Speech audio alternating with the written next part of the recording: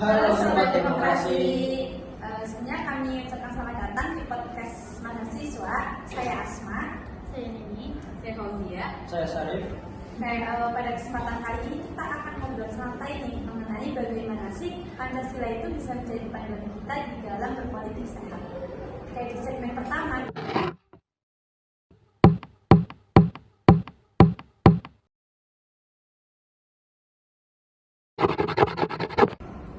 Kalau bicara soal demokrasi Indonesia, tantangannya lumayan kompleks ya teman-teman.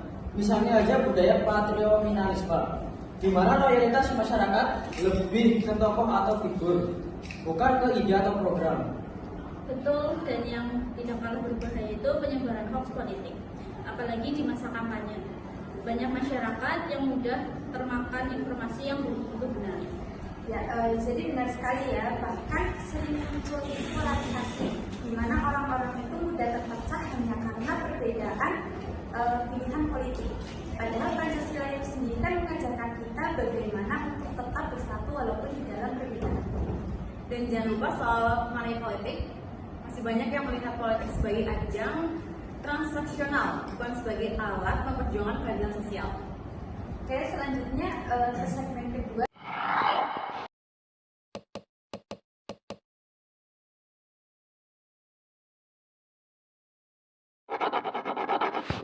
Kalau kita lihat kembali bagaimana Pancasila menjadi fondasi demokrasi kita.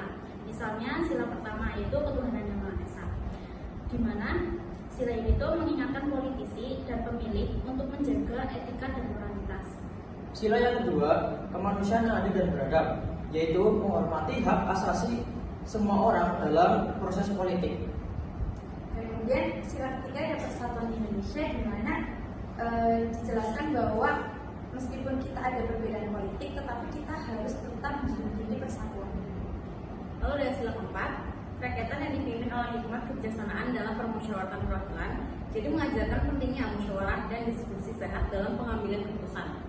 Dan yang terakhir itu sila kelima, yaitu keadilan sosial bagi seluruh rakyat Indonesia, di mana demokrasi yang baik harus memperjuangkan kesejahteraan semua rakyat, bukan hanya elit. Segmen ketiga kita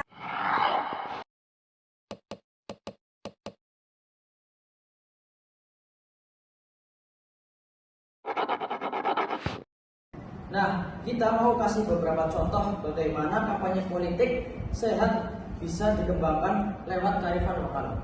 Jadi yang pertama bisa melalui budaya gotong royong yang memang sudah berdarah daging di masyarakat kita. Di dalam politik sendiri itu bisa diwujudkan melalui semangat kolaborasi antar lintas kelompok. Terus ada juga budaya musyawarah. Di banyak daerah adat seperti di Bali, Minangkabau, dan Jawa, musyawarah mufakat jadi bagian penting pengambilan keputusan. Ini sejalan banget dengan sila keempat Pancasila.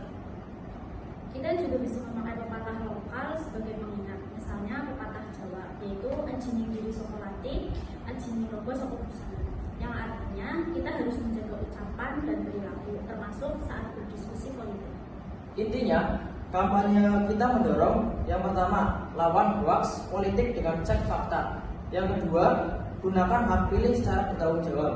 Yang ketiga, berdiskusi secara santun, bukan saling menyerang. Dan yang keempat, kembangkan pendidikan politik yang berbasis kearifan lokal. Sampailah kita di penghujung segmen ya teman-teman, yaitu segmen penutup.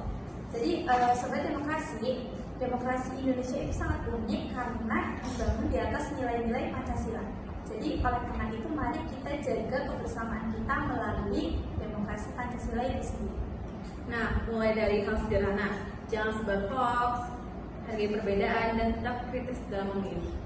Dan jangan lupa, demokrasi sehat bukan hanya soal pemilu, tapi juga bagaimana kita berdiskusi, berdebat, dan membuat keputusan bersama. Terima kasih sudah mendengarkan. Sampai ketemu di episode selanjutnya. Salam demokrasi. Salam demokrasi Pancasila.